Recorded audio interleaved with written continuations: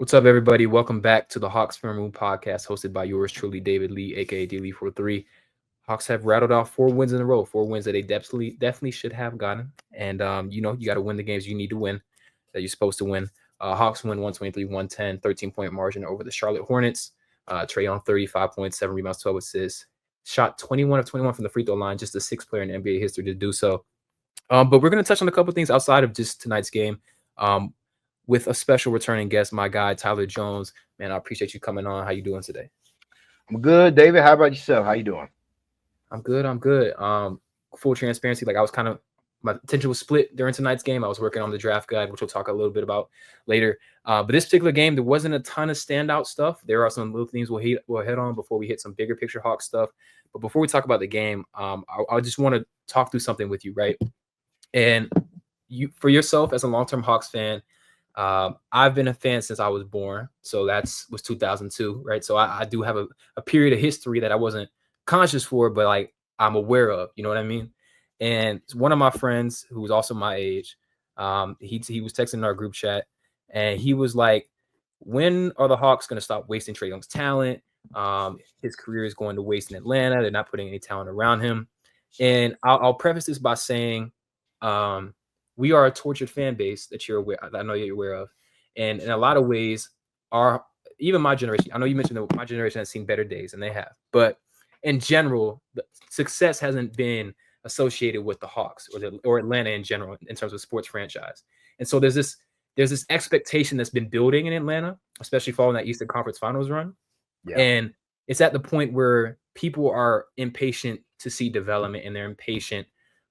Even if there is, and there definitely is, progress game to game. For people like you and me who watch every game, it's been exponential for multiple guys. Everyone on the roster has grown under Quinn Snyder. Everyone on the roster has gotten better, right? And he's only 25, and we're still building around him. But from your perspective, why do you think the average Hawks fan is so pessimistic? And then what do you think the Hawks have to do to try and regain that trust from the fan base? Well, if they want trust from the fan base, they should simply win out the rest of the season,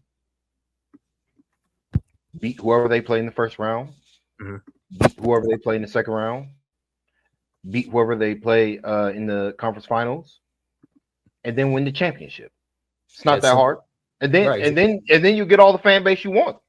This is I was being a little ridiculous, but I'm serious here. Yeah. When the Hawks really took off and like fan interest grew exponentially is when they went on a 19-game winning streak during the 61-game season. Like legitimately, that is the most electric during the regular season Hawks fans had ever been. And in many ways, and then there was a decline from that, and they weren't winning as much, though the fans were still like, even though the highs wasn't there, their median had gotten exponentially higher. And so now they finally get a superstar in Trae Young. And now it's like, well, we got Trae, but why aren't we, winning? We finally got, everybody's been like, the Hawks have needed a superstar since Dominique left. Now we got a superstar. Why aren't we winning? Well, there's a variety of factors. The biggest one is the NBA is a lot tougher to win now. It's a lot harder to win today than it was in 2021 when the Hawks went to the Eastern Conference Finals. The Hawks took advantage of a league, the NBA at that time, where teams weren't that interested in winning games in the regular season, flat out. There were a lot of teams that were checked out of the regular season, that were checking boxes, that weren't trying to put competitive rosters together, that weren't interested in development. The new CBA. Go ahead. Yeah, I was going to say, like, just to add to that point, the repercussions from Kevin Durant joining the Warriors made a lot of teams completely uncompetitive, and they weren't prepared to make those types of runs, which is why, again, that path was open, not just for the Hawks, but for a lot of teams that kind of snuck in. Yep, and the Hawks took advantage because they were like, okay, Trae was making noise that year. Like, he was pissed that they were losing, that they didn't build, mad as all these Hawks fans are mad right now. And he made it known to leadership, ownership, GM, everybody. And the Hawks were like, we're gonna try to win that year. Everybody crapped on that decision by the Hawks. They're like, they're not ready to win, et cetera, et cetera. Turns out if you add good talent to elite players, you'll get a good basketball team. And that's what the Hawks did in 2021. Every other team saw the Hawks blueprint, and they're like, wait a minute. Plus the CBA changed, plus the lottery, everything changed. And they're like, wait a minute. We can build a good, 48-win team if we just sign good players, good contracts. And so now it's like competitive, like free agency is tougher to get because everybody's in on free agents, everybody's hoarding cap space, everybody's smarter now. And so like now the only pathway for a lot of teams is development and the draft. And the Hawks, if we want to be critical, the reason why the Hawks are 32-34 right now and not the Houston Rockets or Pacers or the Detroit Pistons is because after the Eastern Conference Finals run, the Hawks said, we don't need to worry about second-round picks. We don't need to worry about developing our first-round picks. All we care about is winning games in the regular season. Nothing else matters. They completely went away from the formula that worked for them when they built up their talent and then added it with veterans. Like, all right, we got our team. We're good. We don't have to do anything else. And so it stagnated, and then they've made a variety of panic moves that put them behind the 8-ball developmental. And so, like these last couple seasons under Quinn Snyder, is the Hawks trying to rebuild up that young talent depth, which is what you need to sustain consistent winning throughout an 82-game season. Because that's what we're seeing in this league today. I think I talked about this earlier on your pod. I talked about this plenty on AT on 29. Talked about it on Brad's pod on Locked On Hawks. You got to have the young talent to sustain you to win consistently in an 82-game season. If you don't have that, you're relying on older veterans who are more injury prone, who through no fault of their own are very good at giving professional effort, but sometimes like when it's the dog days, 3 games and 4 nights, they're not going to give that high intensity effort that a young guy who's trying to get their first contract will give you. Mm-hmm. You know, there is that type of factor, and the Hawks didn't have that until like this year. Like, a big part of their turnaround is Mo Gueye turning into a real boy. Like Mo Gueye was like a pie in the sky pick they took in the second round that they had to completely develop from the ground up, literally build up his confidence level, his physical nature, his frame, and also his basketball IQ. And they're reaping the rewards of that now with what he's doing play-wise. Right. But all that is to say, that's why the Hawks aren't winning. David, but you asked, what do they need to do to capture the fan base? Yeah. Trade for Kevin Durant. Trade for Zion Williamson. Yeah. Trade for a brand name that they've heard, that the casual fan has heard and known. Oh, you trade for him? Would it make the team better? Well, I got thoughts about Zion, but we can say that for another pod. But like, that's how you do it, you know, because the DeJounte Murray, when they initially traded for DeJounte, there was a boost in fan interest. Yeah. You know, because like, oh, we heard of DeJounte, he made the All-Star team, triple-double guy. That mattered. Like, that matters. It's harder to sell fans to be like, hey, you got to be patient. You know, we're developing a Mo Gueye so that he could be a consistent 15 to 18-minute player off our bench. I'm like, that's how you win 50 games. It's by having a Mo Gueye. Yep. The Hawks dog levels when they got hurt because they were relying on David Roddy as the power forward or DeAndre Hunter at power forward. You know, guys who just can't protect the rim. You need weak side rim protection now in today's NBA with all these 5-out spacing offenses. Like, your center is going to be out off the floor. You need another rim protector. We've known that to be true, especially when you have a Trae Young as your alpha and omega that you're building your team around. If you're asking, like, how do they capture those fans? Win a title, trade for a superstar. That's always been the case. That's always going to be true. Now, I do think at the same time, they're building their team in a way that is sustainable and that will capture the fan base. But it's not going to be right away. Like, it's not going to be, unfortunately, the Jalen Johnson injury really capped what they could do this season. I feel like a lot of those fans would be in on what the Hawks are doing if Jalen were still healthy and the Hawks were like fighting for the 3rd seed. Because I don't think to me, the Knicks aren't that much better than the Hawks right now. But they have a coach that believes in playing his 5 best players 40 minutes every night, and they haven't gotten hurt. And so, like, that's just a big boost, and that's how they're winning games. Like, the Hawks were relying on David Roddy's and Garrison Matthews and Keaton Wallace's to, like, be a team 6th, 7th, 8th man. Like, that's not how you're going to win games in the regular season. And so, I mean, you see it from your perspective. We see what the Hawks are doing. We see that they're building, but it's not going to happen right away. And fans want stuff now because, like, at the end of the day, this is entertainment, and nobody wants to watch a team lose games because it feels like they're wasting their time. For sure. And I apologize for keep looking away. My snake is like trying to break out, but I think he's good. But I agree on all parts, right? So, in a lot of ways, what sort of set this franchise back was overexceeding expectations, right?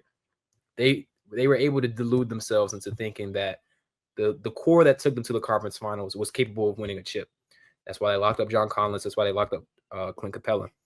But I think it's a very valuable lesson there, right? That was, quite honestly, I have to double check the numbers. That was the worst passing starting front court of all time by the numbers, like in terms of assists. DeAndre Hunter, John Collins, Clint Capella are entirely reliant on Trey and also incapable of creating for others consistently. Now, they've grown, all 3 of them, to different degrees, right, from that season. But putting that as your starting front court, again, that also doesn't have a ton of defensive versatility. They were locked into one style of play. Miami knew that. Miami sat there in that zone. They gapped Trey. They keyed in everything on him, and that exposed, okay, we need that shot creator. So, like, they made these steps. They just miscalculated certain things. And I think being in the play-in is not the death sentence it used to be either. Like, in general, like, there's a different barometer for success in today's NBA, right? We have seen 6 seeds and 8 seeds make the finals in the last couple of years. I'm not saying the Hawks can do that, but my point is, like, the path to contention, the path to making a deep run is not as linear as it used to be. Okay. Nope. You don't have to necessarily be a dominant. Of course, you'd rather be that, but you don't have to be, right? And so, in general, the Hawks are more versatile. They build more sustainably. They have flashes of a very solid young core. And I think for fans who are just not convinced in the long-term vision, or they're scarred from previous regimes, I encourage you to do one thing. I don't know if you've listened to the podcast that Jeff Teague had with Corver and Paul Millsap yet, but that was a really, I would definitely recommend you listen to that. Everyone who's listening, listen to that as well. Corver details his process and, like, why that 2015 Hawks team is his North Star for building this version of the Hawks, right? And so they have this emphasis on connectivity, cohesion, and synergy. And that's why you're seeing these guys come into the system play so well, right? Now, one of those guys, Niang, you quoted one of my tweets saying that, like, Niang saved the season. And so I think that in a lot of ways, so he's second in the league in catch and shoot field goal attempts since the trade deadline. He's shooting 40%, probably more closer to 41% after tonight. Could you expand a little bit on the Niang piece as I pull up some of the clips from today's game? Niang is it's just a front court shooter that the Hawks have not had since Danilo Gallinari stopped being an effective NBA player. And Trae Young is back to all NBA caliber Trae. Part of it is Okongwu as well, but a lot of it is also playing off of Niang racing and the 2-man game that those two have in particular, where you're just able, it's just easier. And it's made Dyson Daniels' life easier. It's made Risacher's life. Elite shooting makes everybody's life easier. That's not what they were getting with Bogey, what they expected to get from Bogey, and they weren't getting it. And the defense that Bogey was bringing back in return, at some point the Hawks were like, we got to cut this off. We got to go in a different direction because this is not working, and we have to improve our shooting somewhere. And if it's not coming from Bogey, we got to do some stuff to make it better. So now you got Niang where it's like, do a contest, off movement, spotting up. It don't matter. If he gets the ball, he feels like he got space, it's a good shot. And other teams know it's going to be a good shot. So they close out on him super hard. and he's causing rotations off that. And it's just easier. And he's also a great connector, great passer. Sneakily, I didn't know Niang was this good of a switch killer. But he is. Anytime he gets a small on him, he puts him in the trunk. It's over. So I mean, right there, Miles Bridges is a big dude. Yep. But it doesn't matter. He got the step on him, and Niang has such craft and touch. Yep. For a hook shot, that's a good shot for him. He can make that fairly consistently. So it's just sneakily for when he's playing next to Trey in particular, he's like an elite offensive player. Yep. That's just true. And so now you got Trey, an elite offensive player. All of a sudden, the offense is good again. Yep. Combine that with Dyson Daniels, Zachary Risacher, Mo Gueye, Onyeka Okongwu's defense, Terrence Mann, Karis LeVert, quality defenders as well. You got enough defensive insulation next to a Niang, next to a Trey Young. And now you got to look at that. All of a sudden, you got a good offensive team, good defensive team. Surprised you're able to beat, especially the struggling teams, and you're also able to compete. I know they went on a losing streak, but they were in every game. A lot of those games came down to the wire. When they make the trade, it's like they're losing games by 3 points, 5 points. That happens when it's close games. But guess what? Those are good teams that you're in coin flip games with. This is a good the Hunter trade. We've said it multiple times. We're going to say it again. It brought them depth. It brought them more shot creation and Karis LeVert, which is what they didn't have. They had none of that. They didn't have anybody who could create a shot for himself. Not even DeAndre Hunter could do this. Nope. And then they got Niang, sniper, and a good process and a fast processor of the basketball. For as great as Gallo was with the Hawks, he was very slow with his decision making with the ball in his hands. That's not Niang. Niang gets the ball. He makes that 0.5 decision. That is his game. And then also Terrence Mann, refound his jump shot combined with, which is more impressive to me, is his ability to get to the middle of the paint. And he is walking paint touch. I had to, when you watch him curl off a screen, he's getting to the paint. And to your point too, I wanted to give you the stats to back up what you said about the offense, right? So we've said for a long time that Trey is a walking off top 5 offense, right? This season, that wasn't the case. Now, he was in his worst, quite honestly, probably since his rookie season, worst offensive surrounding infrastructure, right? So the Hawks were 20th in offensive rating prior to the trade deadline. They have jumped up to 9th. And that's over a legit sample size. That's 15 games, right? So it's not just LeVert's shot creation. It's not just Terrence Mann finding his shot, who actually was a pretty good catch and shoot player in LA this season, but he didn't have the dynamic stuff. It's not just Niang shooting. It's not just all 3 of those guys. They all are such good fits for this system, right? And I know you talked a lot about double drag. I think we talked about on Twitter, you said the Hawks don't run anymore.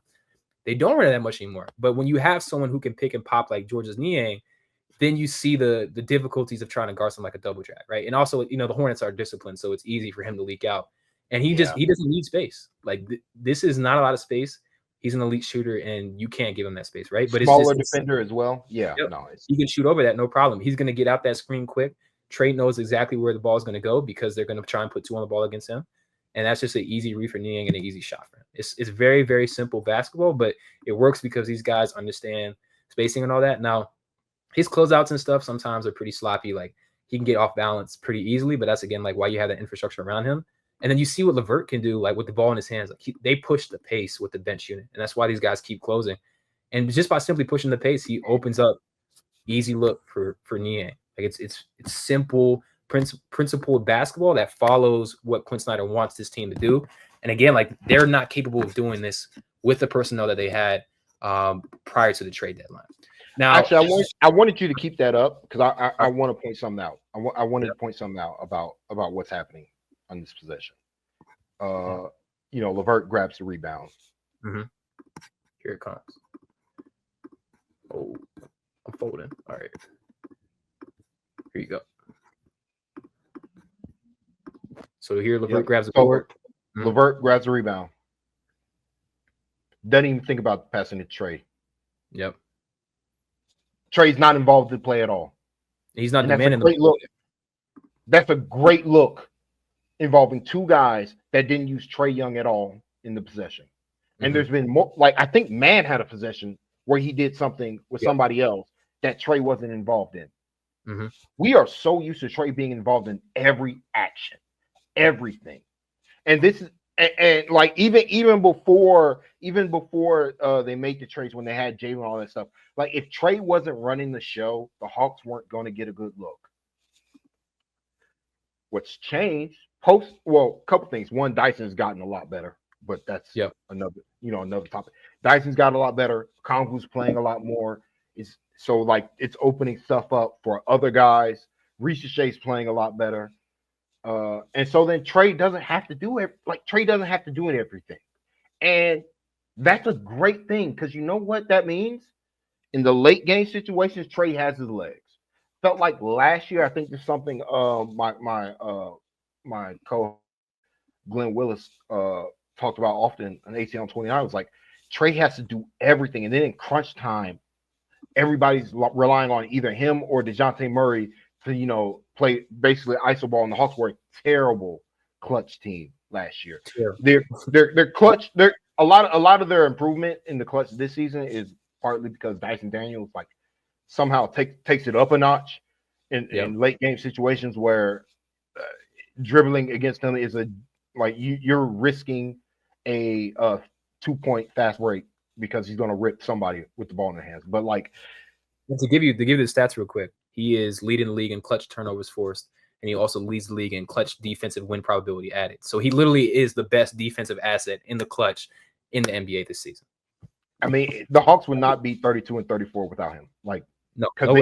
Their point differential is of a worse basketball team, but they're able to come back and win close games because Dyson Daniels is such an anomaly. Shout out to Jason Tatum. He's such an anomaly as a defender. Because I'm trying to remember the only defensive player I remember being this type of force from the perimeter is Kawhi Leonard, where it's like dribbling against him is a genuine hazard. We'll just straight up from less they're and the thing that hurts Dyson even a little bit is that people don't understand Dyson takes on the toughest assignment 2% of the time. Rain, sleet, snow, sunny, he got to run the offense. It don't matter. He got the toughest assignment every single moment he steps on the floor in ways that even Kawhi didn't have. Like Kawhi wasn't checking point guards. Yeah. When he was winning decoy. Dyson Daniels is asked to do everything at the point of attack for this Hawks team. And he never gets tired, never complains, doesn't cry to the officials. He just mans up and does his job. And to me, a big reason why Niang has been viable more so than even what he was in Cleveland is that the Hawks have the elite perimeter defense between him, Risacher, Man, LeVert. Like they have the infrastructure defensively to support Niang in ways he couldn't do in Cleveland. So he's able to play more minutes. You get that offensive boom, and these positive interactions feeding each other. That's what happens when you got great roster construction. For years, the Hawks have built their team where they would acquire talent with no awareness of how the pieces fit next to each other. Like trading DeAndre Hunter after the season he had for LeVert, Niang in 3 seconds or whatever that. To the casual, I understand them being mad because they're like, this guy's going to win 6th man of the year. He went through a month. He went through 2 months where he didn't miss an open shot or even a contested one. Like he literally did not miss shots. And we're trading this guy for these bench players for the Cavs. It doesn't make any sense to me. But those two players were things the Hawks didn't have. They bring it into their system where they had good things going, and now they're reaping the rewards because the schedule got lighter. So it's not that surprising to me that they're winning games because that's what I felt like when they make the trade. They're like, oh, they're serious about winning. They feel like they have a good thing going. They don't think the season is over, even though Jalen got hurt. And so, like, they pounce because they're like, Dyson's playing well. We think Risacher's gotten a lot better internally, and it's showing up now in the games. And so, like, it's a calculated risk to trade somebody like Hunter. That could be easy egg on your face if LeVert and Niang, but they believed in their process and believed in their system, and they're reaping the rewards. Yeah, I agree with a lot of that. I think it's from an emotional attachment perspective, like it's like Dre was finally good, and it's like then we punted on him. So I always got it from that perspective. But I think what's really interesting to me too, you said like they pounced on the opportunity to continue to try and compete, right? And I saw I can't remember which group chat on Twitter, they said like if the Hawks were playing this well, they could have been buyers at the deadline. They were buyers at the deadline.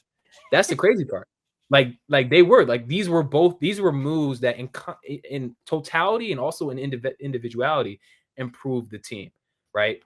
Bogey had a great night tonight too. Like, but that team, both those teams, Cleveland and LA, can afford to not be as reliant on those two guys as we were. It's just as simple as that, right? Yep. And then when these guys come in and play like this, here's again a look created completely without Trey having to do anything, right? So T-Man and Niang are just creating out of random. Here you get the mismatch.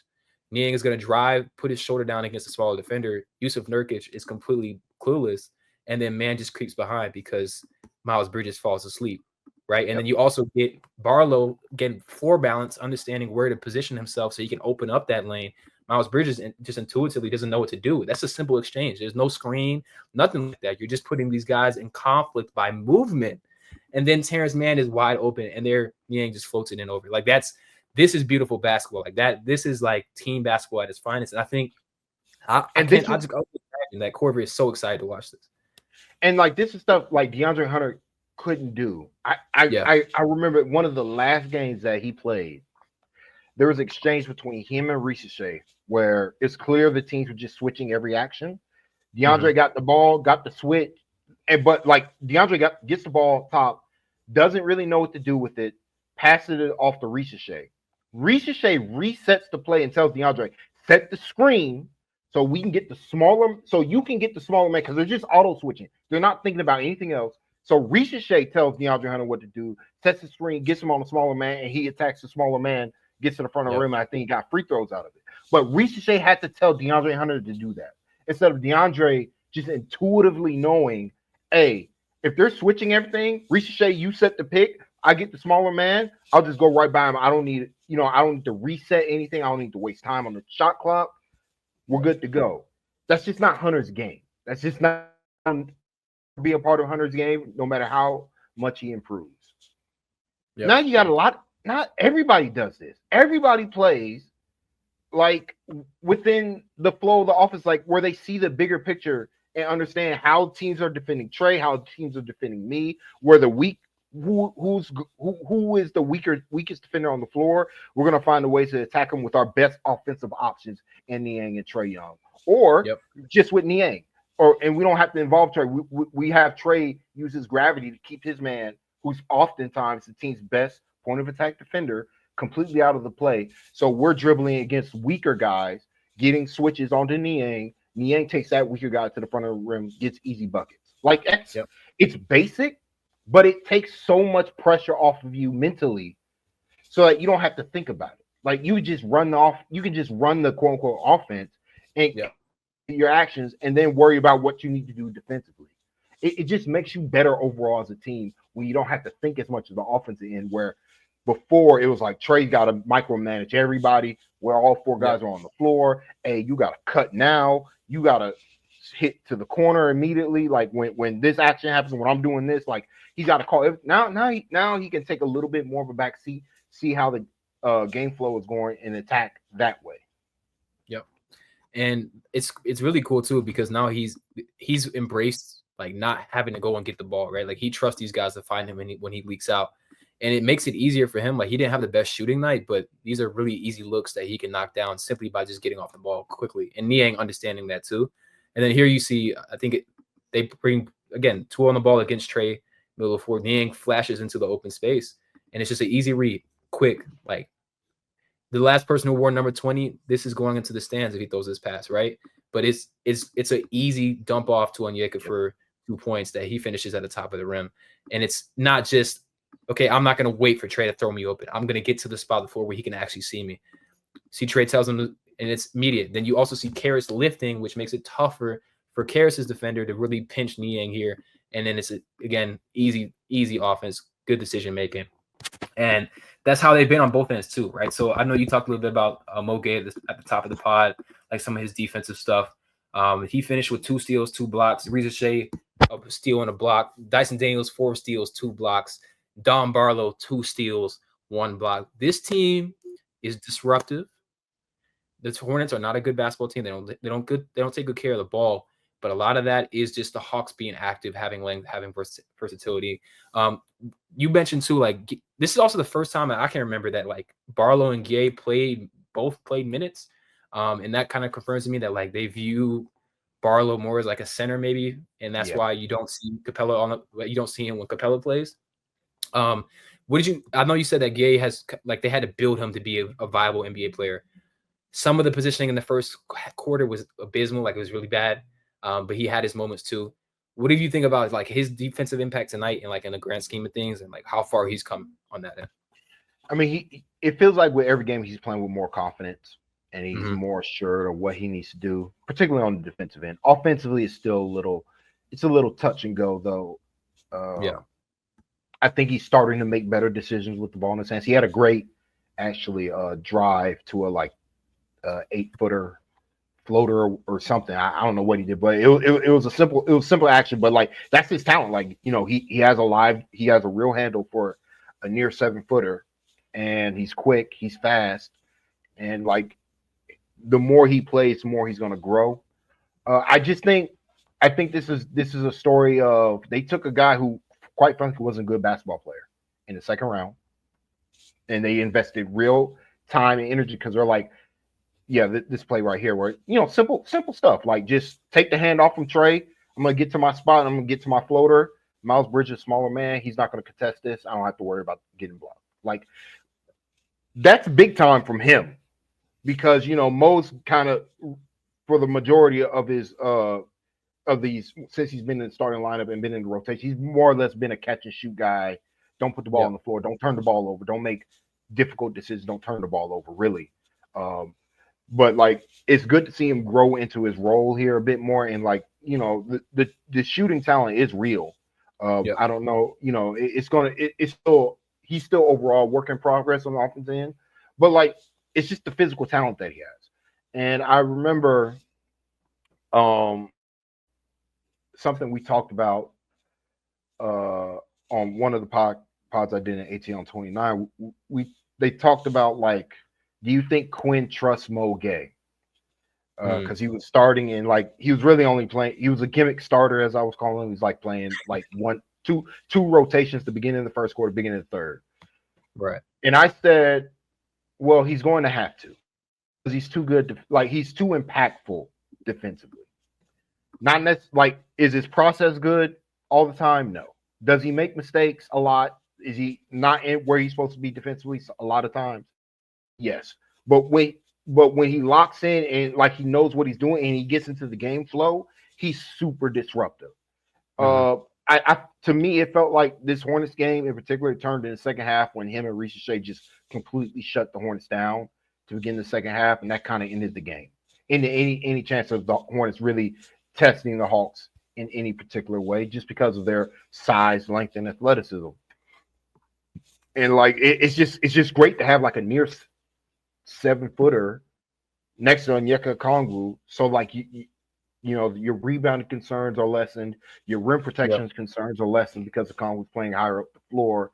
Like it's just great to have that option. And he wasn't this to begin the season, by the way. Like in the G League, you can watch the G League games early. He was really bad, like just flat out better than him. But this Hawks organization believes in their development system. That's why it sucks. I know this isn't the time to bring up Kobe, but it really does suck that Kobe Buffett has been hurt. Yeah. Really, his first 2 years in his career, because I feel like he'd be on the same trajectory. Like he was already getting real minutes. He was showing real improvement last year, like particularly on the defensive end. He was doing some special stuff. Yes. And like the Thunder, like the last game he played in the preseason, the Thunder game where he flashed like his finishing around the rim against Chet Holmgren of all people. Yeah. His shot making, his shot crew. That's something the Hawks still need. Mm-hmm. And like I still believe in Kobe personally, but like it's tough. 2 years in a row, you're basically like not even in anybody's thoughts and minds because you've been hurt. Like that's tough. But like hopefully he can get it together over the summer and like give the Hawks some, because they could use another guy. Like that's just the truth.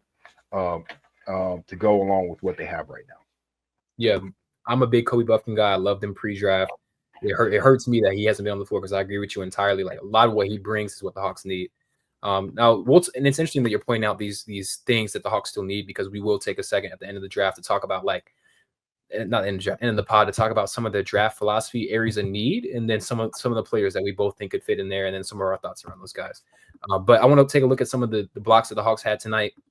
Now, Trey ended up shooting 7 for 20. He had some floaters and went in and out, but I want to give Dyson, like, he has in like unreal tracking ability when he's going up against guys, and like I just love the way he sizes up Josh Green here, right? So yep, that was tying him up the whole way. Yeah, by the time he starts running, he knows he's going to block this. Like, this is a really good play from Josh to throw it through Mo Gueye to get around to it, but Dyson just completely high points that ball, right? And then the ball comes back, he hits a floater. And I think the next block is from Mo. So you're going to see Miles Bridges get, or maybe it was Mo. And both Mo and Zach. So Zach takes the contact here from Miles Bridges, forces him to change direction, which is big. Yep. Gets back into the play after getting knocked off his feet, because he knows Miles is going to go to his left hand. Yep. And gets the block. Though I don't know for it, but it's a great play from both of them. Yeah. So, and then great recognition by Mo here too, knowing he can peel off with Josh with the way the ball is going, and give Zach some help there. And then you see, I think this one was Dom. So again, Miles Bridges trying to go to work, again going across the lane, and Dom just eats up that space with his length and say, "Get the ball in bounds." And then I think this one was Zach, or maybe it was Dom. Yeah, this one was Zach. So here's that weak side rim protection. He knows his PG's on an island. I don't even know who that is driving the ball, but Zach's able to get across to the paint and get a hand on that, and then tip it away from Mark Williams as well. So it's like, and then now it's Hawks ball. Like this is special stuff, good timing, and then to stay aware and knock it out of Mark's hands and then force it out that way. So like the young guys were super disruptive. And I think this one was Mo as well. So old board by Mark Williams here. So he's able to kind of bury Zach. And then But he gets the old board, but he's not in a position to do anything as a player, right? Just because you give the offensive rebound, okay, push him, get into take away his momentum, make him smaller than he is, even though he's 7'2", like that's good defense right there. Mm-hmm. That's continuing to play good defense through the play, even though you didn't finish the possession with the defensive rebound. And they collapse on him quickly. Now, the Hawks have sometimes, like with longer rebounds, they can have some issues with offensive boards. So it was good to see them collapse on this. It looks like Dyson, like, maybe even got a piece of that ball too, with the way LaMelo reacted. And then I think there's one more block in that same possession. So, so these were 2 blocks then. So I guess they did count that block for Dyson, which is dope. And I think that's it for today's game. And then they also finished with 13 steals, which is pretty crazy. In that third quarter, too, they ended up outscoring the Hornets by 8, despite the fact they shot a lower percentage. Like, to your point, defensive pressure, having the guys who can make it a little tough on them. So, like, with that in mind, talk about the young guys, I want to pivot and talk a little bit about the draft, right? So there is in general, I think this happens. Like, drafts get talked up, okay? This draft is not, in my opinion, like, as generational as we initially thought. And I think, a lot of people were just kind of in a rush to say, like, well, the last one was underwhelming. Like, we need a big one this time. You know what I mean? But with that being said, there's definitely guys in this draft that I think can make a really big difference for the Hawks with the way that they like to play ball and like some of their like particular use cases and like different sort of needs that I think that these guys fit. And so as I'm gonna bring this up, but like I'll start with the first thing while I bring it up the graphic. The first sort of area of need that I feel like the Hawks really need some help in is play finishing, right? So um, the Hawks are first in shot quality, and they are sixth in location effective field goal percentage. So that basically means if you were to shoot league average from the shots that you take, where would your effective field goal percentage rank? So the Hawks are 17th in effective field goal percentage, and they're sixth in location effective field goal percentage. So that means that they're leaving some shots on the table, right? Mm-hmm. So, and then there's four other different areas that I've identified, right? So connectivity, we talked a little bit about like Snyder's system. This Hawks team has set the record for 30 plus assist games in a single season, and that was with like 20 or 25 games ago. So they're moving the ball more than ever as an entire team. Positional strength and size. So we saw some examples in today's game where Mo Gueye's size and Gueye Risacher's size on the weak side was able to protect the rim. Sometimes their lack of strength, or if that guy is like a Niang, or if that guy is a Trey or a Veet, that can like render, even though they're in the right place, they can only do so much. And so adding some more positional strength and size is in our favor. And then movement shooting, I definitely want to hear your thoughts on this. Listening to what Korver said and like what Paul and Jeff T were talking about with that 2015 Hawks team, when the ball is moving like that, having someone who's an incredible threat running off of screens, who can also make those short roll reads or put the ball on the floor, just takes it to another level, right? Like when Jeff Teague, I think on the Teague's pod, they were asked like what was like a go-to play they knew they would always get a good shot.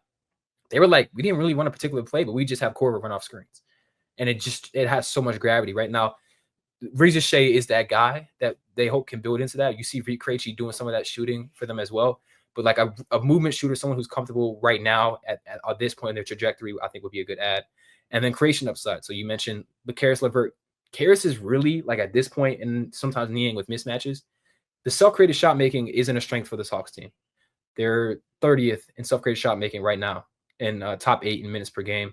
They're 23rd in pull-up effective field goal percentage. Now, with Snyder, they're not taking a ton of self-created looks, but that's by design. Like, they don't have the talent to do so. So some sort of bet on that creation upside to supplement your bets on Jalen, Risacher, Dyson, and then to a lesser extent, Kobe Buffkin is some of the areas of need I've identified. So do you agree with some of these, or anything you don't disagree with? Like, what are your general thoughts with these areas? I think it's play finishing, while important, is the easiest. It's probably one of the easier things now in the NBA to find relatively cheaply, because the Hawks literally did it. Like, they got a Niang, and he's like an elite play finisher. Terrence Mann is a better play finisher than what the Hawks had before. Even so, like, I would be like, okay, if I'm drafting, I want a play finisher. I don't know if I want that from a young guy, because not to say that if that's like their primary skill, it's not a skill or tool set that's necessarily lacking within the league that you can't find elsewhere. Like, you can find play finishing is pretty much my bigger point. Positional size and strength. Look, man, however you think about Gueye Risacher is now, to the non-Hawks fans who might be listening to this, you can't find that type of player in free agency. That player's never available to be traded. Never. Yep. Trey Murphy, good luck. Good luck trying to trade for Trey Murphy. Herb Jones, good luck.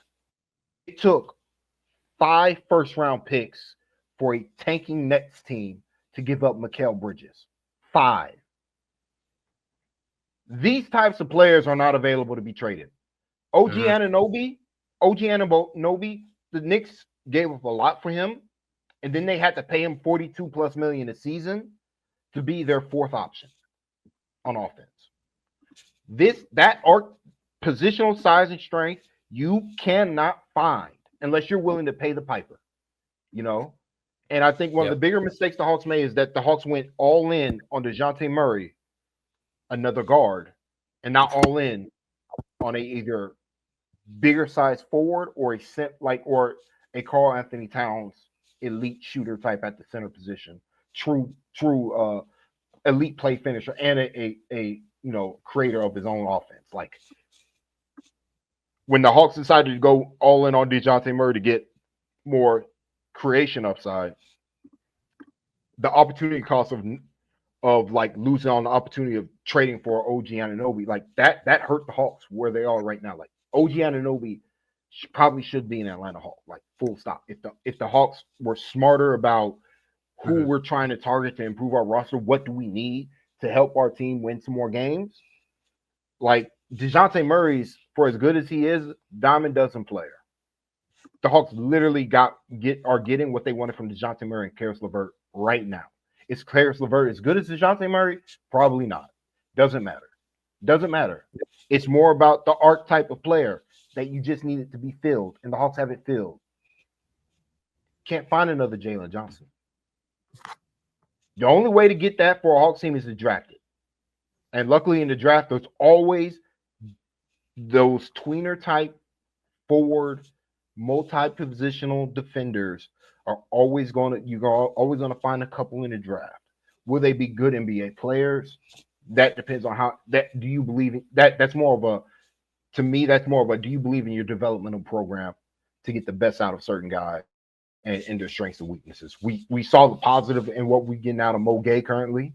A tweener forward center type player with intriguing skills, but overall was a bad basketball player. And the Hawks have slowly and surely turned him pretty much into their version of what Amin Thompson or Ausar Thompson were before they kind of taken off.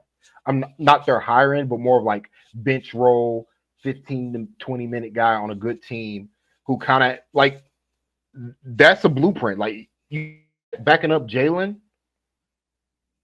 that's 48 plus, you got 96 minutes you got to fill between the center and power forward position. You get another type of like Jalen Johnson type defender and Mo Gueye, who's maybe even a little better as a rim protector in other areas. Not as intuitive defensively, but still like overall impact. That's not David Roddy.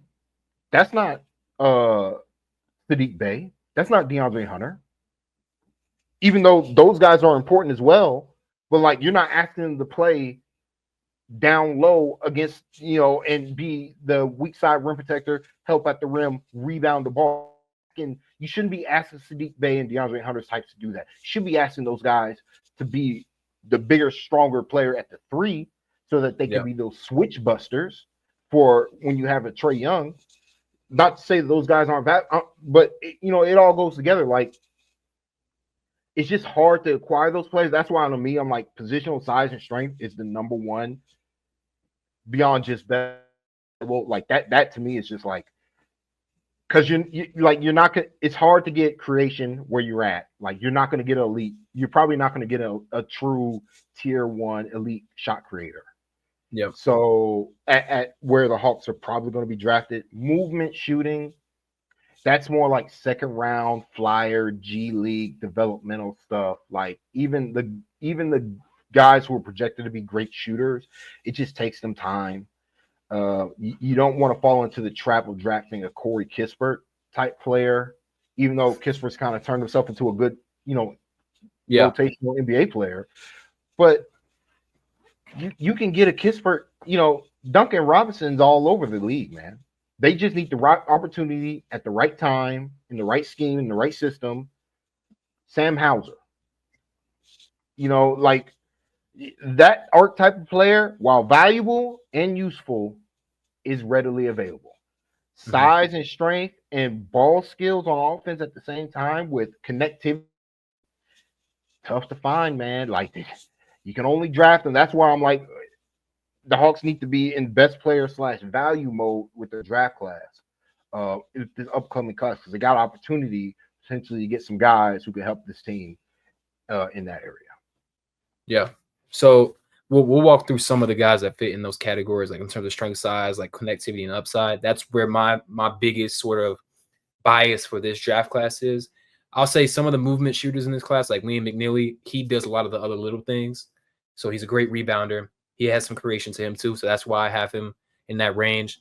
And then there's some guys in the second round who bring some of that shooting too. But I do want to say, like, to your point, you said best player available, like on draft night, right?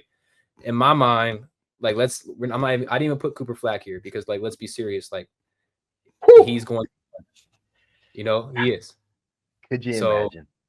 yeah, but could you imagine? But he is going number one, and he's a foregone conclusion. I think Maluwak, I know you have some opinions on him.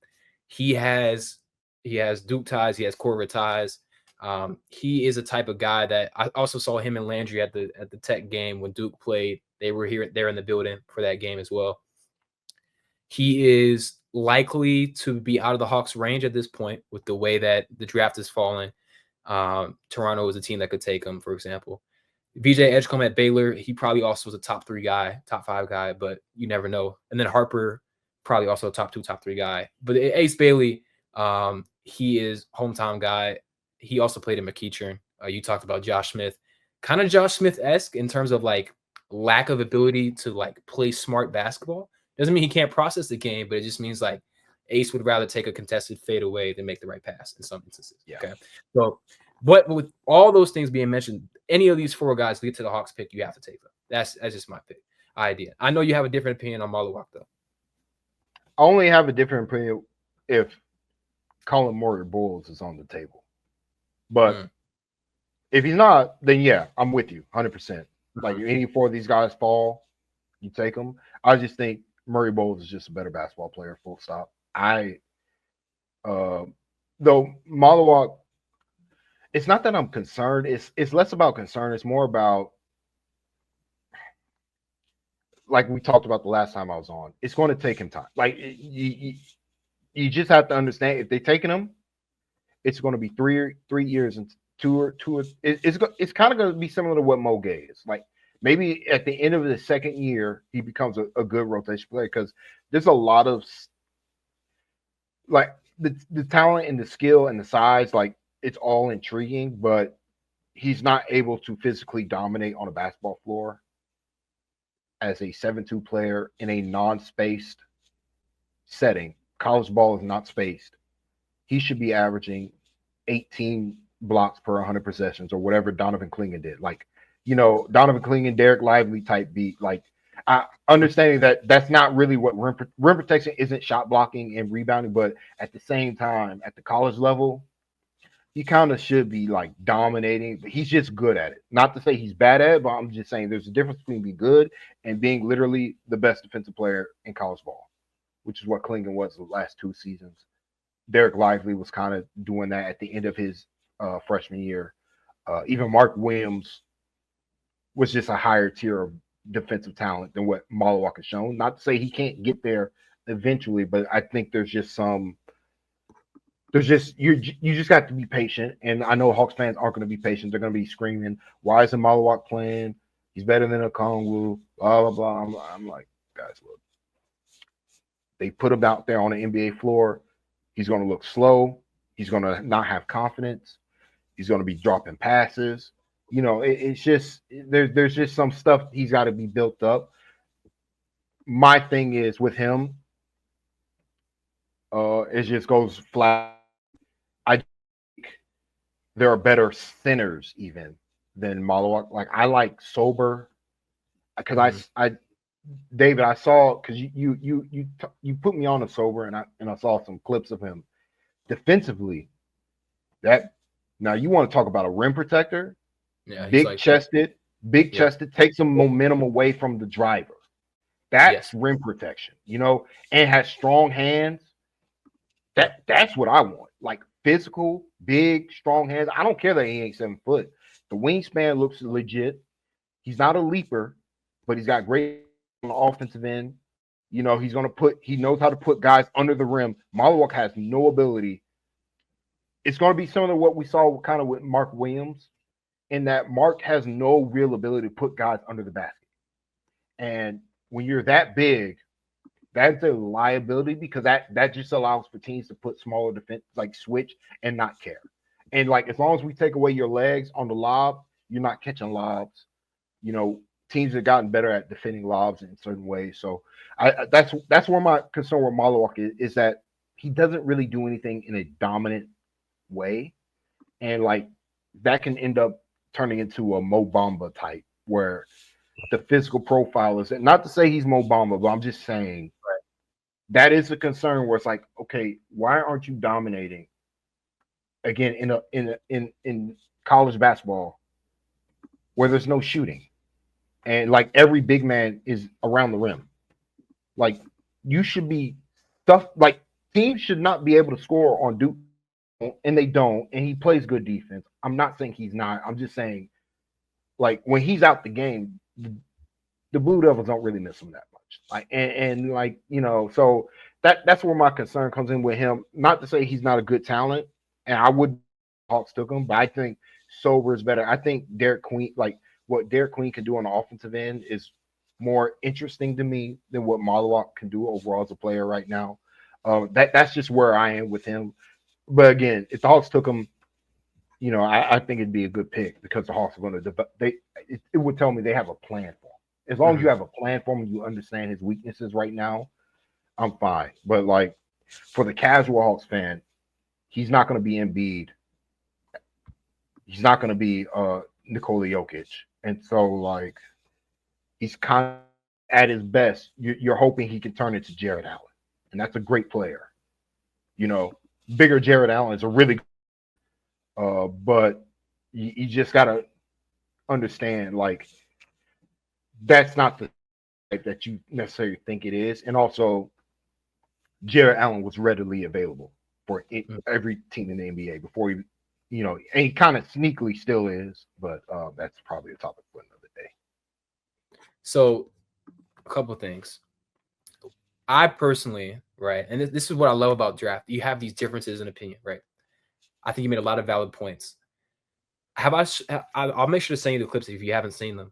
Some of his pre-Duke stuff, you see the offensive stuff. And that's not just, it's not just the passing. It's like legit creation, face-up game, turning and shooting, three-point shooting, right? When he played US, I felt like he wasn't out of place. Now, I will validate what you said about Duke not missing him, okay? Especially on the glass. With him on the floor, they ranked in the 70th in terms of offensive rebounding percentage allowed. With him off the floor, they rank 8th. So the rebounding impact isn't necessarily there. The defensive impact with him on the floor, they're allowing 93.8 per possession, which is 3rd. With him off, they're allowing 92.8, which is 2nd. Okay. Yeah. And it goes deeper than that, right? This is a great defensive team. They have great point of attack defense. The guy behind them is not a slouch defensively either. And of course, they have Cooper Flag, right? So his splits will never be that crazy. But at the very least, this 7-2 man-child should have more impact on the glass. And I think in general, like there are different body types that you just can't overcome at that young of an age, right? Like he is not a hulking guy. He has smaller legs. He doesn't have super wide shoulders. So it's like his base isn't there, even if he is technically 250. Now, when I saw him in person, he looks that big, but he doesn't play that big. And he does have some skill and he has great free throw line touch. So it's like, can you mold him to be more aggressive and physical? Now, that was that whole debate with Sarr, and you see it in the NBA. Some people just aren't physical. Some people just don't have the frames to be physical. And Sarr does not have that frame. I think Malawak has a better chance at having that frame, but I absolutely agree with you that like if CMB is on the board, then he's the pick, right? So I think that's a good transition to like my first couple like passes at what I think the Hawks should do, right? So my number one guy, if he drops, which he may, is CMB. I don't know how NBA teams feel about him. Draft Twitter likes him a lot more than Consensus. So Consensus has him around 15, which is Hawks range. This kid is incredibly strong, has so much touch, and he plays on a garbage team. South Carolina they're hard to watch. Like they're really, really bad. And college basketball isn't good to watch anyways. But like his production has remained consistent against the best competition. He plays in a really tough conference, shooting 70% at the rim, has a 55.6 free throw rate, 21.3 assist percentage, and he has the 5th highest BPM in the country. Again, on a really bad team. So his impact indicators are all there, super strong. And the good thing is like he's super versatile. Now, me personally, like this is like in the write-up I have, he does have some shooting and spacing questions. I'm not worried about the shooting because I think he can space in different ways. So like as a passer or as a cutter, you don't have to just be a shooter to space. And I think he does have that opportunity to possibly get to that level as a shooter. So would he be like number 1 on your Hawks board then as well? Yeah, I just think I think Unfortunately, I just don't think he's going to be there. I think he's going to go top 10. Honestly, I think Giovanni is the only guy who has him past 15. I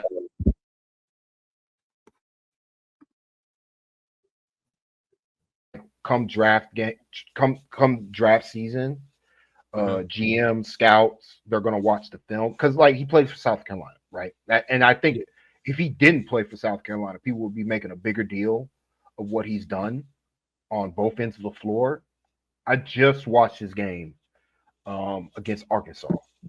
He's been playing on a bum leg. He's playing on a bum leg, like legitimately has no lift, and it doesn't matter because like he just moves guys out the way on both ends of the floor. You can't like these guards and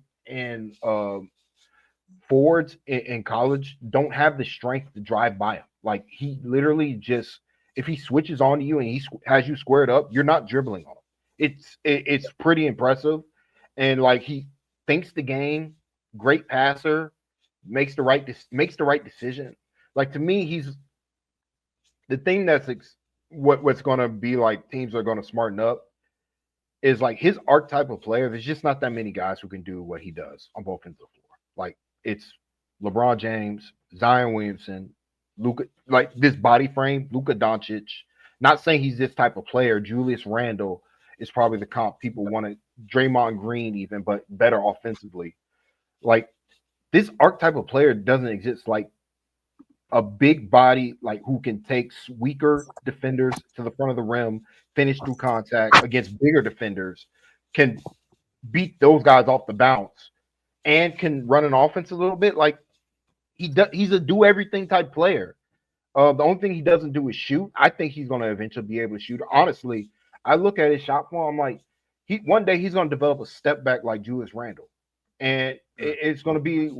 What are we talking about with this kid? We're talking about a damn near superstar at that point when you combine the defense. So I think I talked a little bit about Liam. It's kind of a more simple sell for him. He's just a really good shooter. There's a lot of the simple things, and I think when you see what Niang can do, taking a younger guy who can replicate a lot of that, be more physical, has more size, has some more creation upside, I think that could make sense. He's at like nearly 20 defensive rebounding percentage. Like that's center level, and he's taking 10 threes per 100 possessions. Now the shooting in general hasn't been there. Like he's shooting sub 40% from the floor. I think UConn's a little worse than people might have imagined. I like the decision making. And other thing is like he's not much of an athlete. I think he has 2 or 4 dunks on the season. So like not great at that size.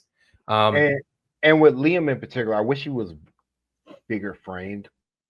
This archetype, you know what I'm saying? Like if he were over 200 easily, like maybe even 220 or so, like but again, when you're drafting 14, you kind of just take the talent. And I'm pretty sure he'll if he dominates in private workouts. I don't have any problem with taking any of these guys you have listed here. Like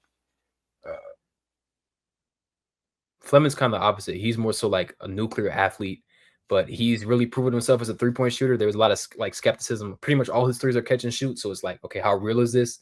But he's taken a lot more. He's in the 99th percentile in on-off net rating differential. Like his team is magnificently better, like on a ridiculous scale with him on the floor. He's 3.1 stocks per game, gets 45 dunks and 8.5 3 points per 100. So like that's really good volume plus the sort of the above the rim stuff. He's not as much of a quick processor or decision maker as these other guys, but he just has so much athletic tools. He has a 6'8" with probably a 7-foot wingspan, super athletic, that like he can plug in. Like imagine like John Collins if he was like a legit 3-point shooter like earlier in his career, then like what kind of trajectory could he have? And was really comfortable in space as opposed to like only operating out of the post or facing up. Like John Collins who could drive closeouts is sort of like the sell. Kind of like what you saw Miles Bridges doing tonight is kind of what I could see Rasheer doing. And like I think NBA scouts are really starting again, constantly like CMB. Like this is a kid who like wasn't at a big program, but there were a lot of them at like his most recent game, and I think he hit like 5 threes or something like that. So he's something I think the Hawks could get good value out of at this point. And then you got the kid Noah over in overseas. He's like super raw. Like he's the youngest player in the draft, but he's playing a consequential role for a professional team, kind of similar to Risacher.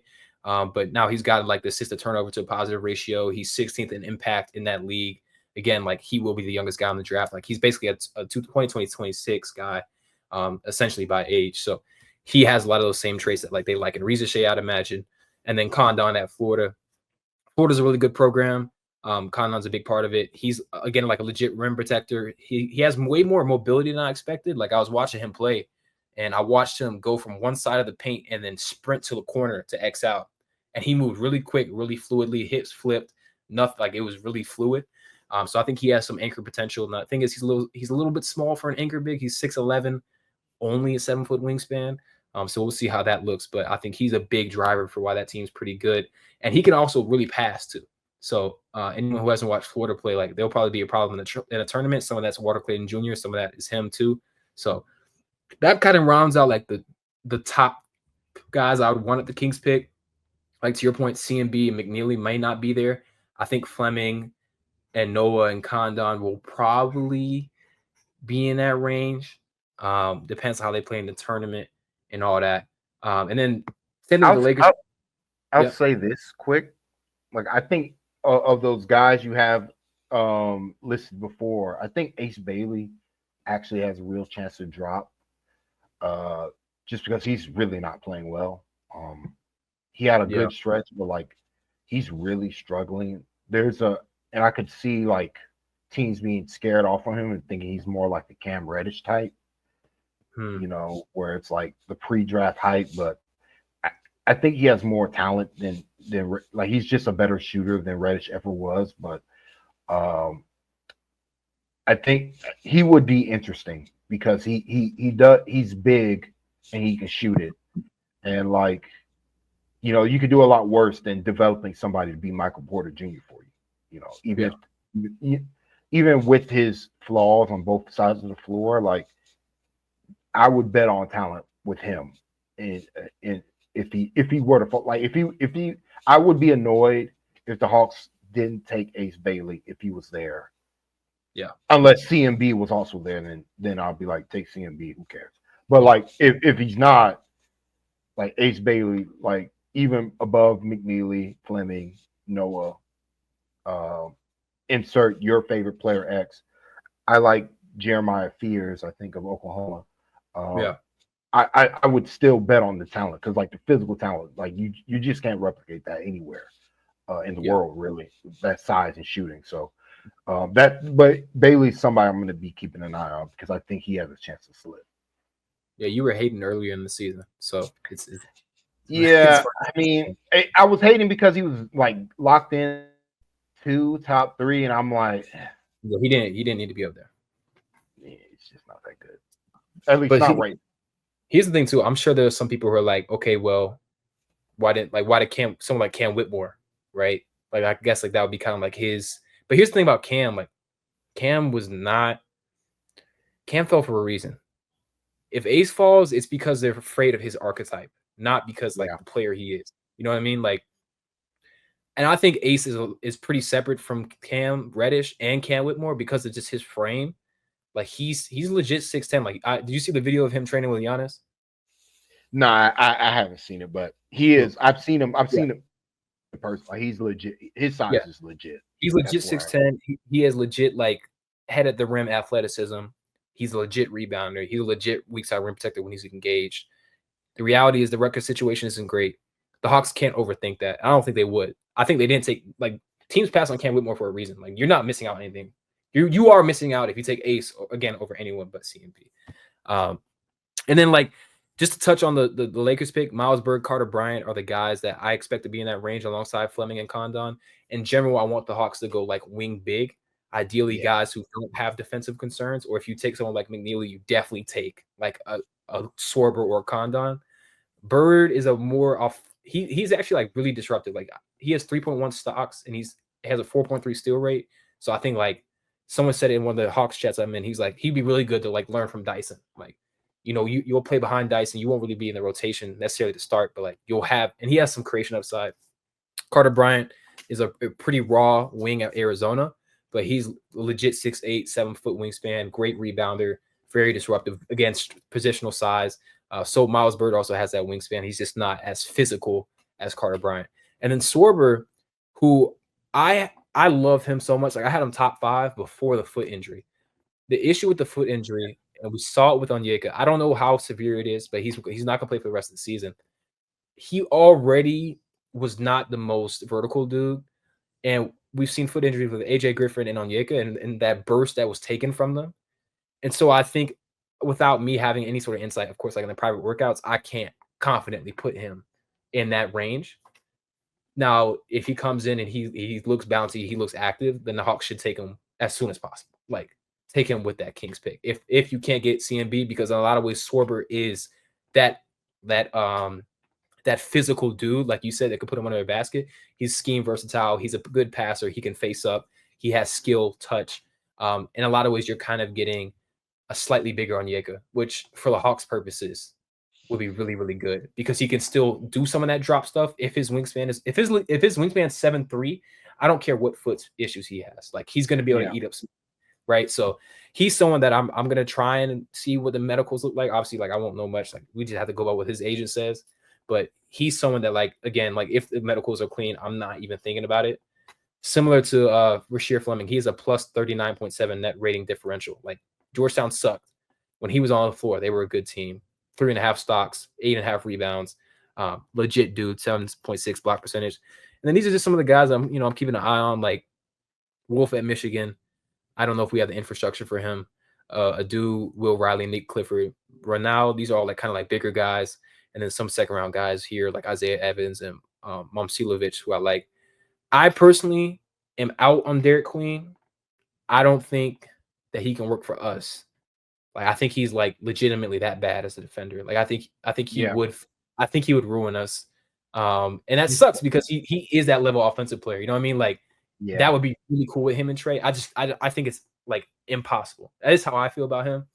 I know you mentioned like the offensive stuff. You might want to be convinced to bet on that or like bet on that translating over like Amala Watts, like becoming a physical guy. But I don't know. I'm out on him. So I'll say this about Queen. I feel like he's somebody who, if you get him in the right like environment, maybe get him a little bit more serious with his body. He's made some great strides physically already, but you get him in a healthy developmental environment that challenges you to be your best self, which is what the Hawks do currently. I think the Hawks would be able to get some more because he has good hands. Like he has good hands when he's in position. It's just that he's never in position. He kind of floats, not really a rim protector, doesn't play with any verticality defensively, not a switch guy because he's slow. And so it's like, what is he? Just the ball skills at that size, though, man. There's just not that many guys who can do stuff he does. And I'm like, you give me a big, like, a Okongwu would be a legit super if he had these types of ball skills because he has the defense as well. Like, you know what I'm saying? So I just think I would take the gamble, understanding that defensively he's weak. But I'm not. I just want to make this one last week. Anybody the Hawks draft probably won't be in this Hawks team's rotation because they're going to be trying to win 50 games next year.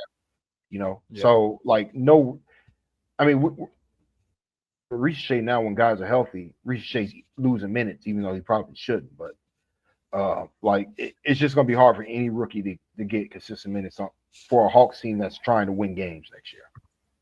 Yeah. Do you think he should be playing in the clutch, even with the way that Levert and Niang are playing? I think Quinn needs to be better at finding ways to keep Risacher on the floor.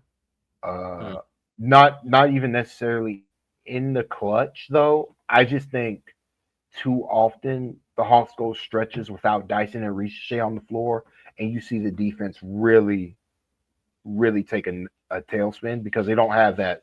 They don't have that point of attack, length, athleticism type on the floor. Like Risacher covers up a lot of like small stuff that's not noticeable until he's not in the game. And it's like beat Krejci, Levert, and Terrence Mann. They're like too small. And I mean, even against the Hornets, Brad Rowland tweeted out something like the Hawks were giving up point eight points per possession with Risacher on the floor and 1.2 with him off the floor against the Charlotte Hornets. And that's kind of been fairly consistent. Yeah. These, kind of really throughout the season, but like really recently, since Risacher came back from his 8-game sabbatical when they told him to sit down because you sucked. You were sucking a little bit too much, and we need you to be better than this. So since he's came back from that and turned himself into a good basketball player, I think Quinn's just leaning a little bit too much on the offensive end, not necessarily in the clutch, but I'm talking about before then. Because like I overall, like Karis LeVert's just a better basketball player. I'm fine with him playing in the clutch over him, and I'm fine with even Niang, or because like Quinn will swap between Niang or Mo Gueye, depending. I do think if he can get away with playing Risacher at the 4, he should, just because he's better than Mo and he's a better defensive player than Niang. But like, okay with him not being in the clutch. I have a problem with it before then, where he's losing minutes to like, I mean, he shouldn't be losing minutes to Vik Krejci. Respect the Vik. And he shouldn't be losing minutes to Terrence Mann. Even though Terrence Mann's provided some good things, like they're just not better basketball players than Risacher is right now. Yeah. And I think it's sneakily we have a very crowded guard rotation, and that's without Kobe in the mix. Like Vik, LeVert, Mann, now Kobe, and of course Trey, Dyson. Like those are 6 guys who are all NBA players, who all in their own way will command minutes, right? So I think they will have to figure out what that looks like. They have to figure out what it looks like right now. Risacher didn't play in the fourth quarter. That's not great, like for the grand scheme of things, or even for the immediate results. Like I said, I'm okay with him closing with Karis, but I think he has to get time in the fourth. He needs those reps. But yeah, man, I definitely appreciate you taking the time, validating some of my opinions, sort of talking through what we think this Hawks team needs to sort of take that next level. So please let them know. I know you talked about ATL 2009 in the past, so please just remind them again where they can figure out, listen more to what you think about the Hawks. Yeah, you can find me, KL Chenard on Twitter, Kevin Chenard, and Glenn Willis over on ATL 29. We do basically podcasts after every 2 games or so that the Hawks play, and we kind of recap the last 2 games, and then we see future trends of what the Hawks are doing, where the league is going. And then you can also catch me sometimes on Locked On Hawks with Brad Rowland. Typically, I do it like once every 3 months or so, depending on how our schedules line up. Me and Brad are good friends now, so like we have good conversations, and he kind of pushes me to think about beyond just being a fan of the team, thinking about it more critically with the Hawks, and he brings out like Brad, like if you're a Hawks fan, you're not listening to Brad's Locked On Hawks podcast, you're doing yourself a grave disservice, because he does a great. I cannot stress this to people. The Hawks don't get that much coverage nationally. Their local coverage could be better from the paper. Not to say they don't do good work, but it could be better. Brad fills a lot of gaps. He asks hard questions. He's at every practice, like every available practice he can go to. Quotes from Quinn Snyder every day that Quinn Snyder, but granted, Quinn doesn't say anything, but like still he's there. The team knows him. Yep. He has good sources with the team. He breaks the Hawks down critically on what's going on. Like he doesn't opinionate nothing. It's more of a journalistic viewpoint of these are the facts. And like it's good for Hawks fans, especially the casual fans who are like, why don't the Hawks do this? Why don't the Hawks do that? Brad will give you that answer. He has those answers, or he'll approximate what he thinks the Hawks are doing based on what he's hearing. Like he's the best source guy we've got who's readily available, and his podcast is completely for free. And like the work he puts in for that podcast, like if you're a Hawks fan, you got to be supporting that beyond supporting all the other guys that you're doing. But like he's as good as they get. Like he's as good as he's one of the best out there, period. Like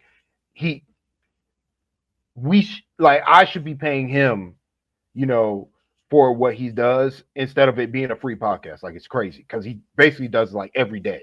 Like that's wild. But like, David, I really appreciate you having me on. And like, David's what you're doing as well. Like, what we need is that film room stuff. Like, we don't House fans don't have that, and I feel like you're bringing like, not to say people haven't done it or aren't doing it, but like what you're doing on YouTube side, what you're doing on Twitter, you know, that's what Hawks fans want. You know, that's what kind of just another outlet to get a different opinion from, and you're providing a great service, and I really appreciate that, David. Sure, I appreciate you coming on. Definitely make sure y'all support Brad. Like, I don't trust anything until Brad says it. Like, he is Hawks. He is Hawks coverage to me. Him and Kevin, and Glenn as well. Like, those three guys, like, they're Hawk coverage. Lauren, to all those people, Jamila who cover the Hawks. Like, make sure you definitely tap, and I'll have them all linked in the bio. But again, thank you again. Hope you all enjoyed, and we'll catch you in the next one.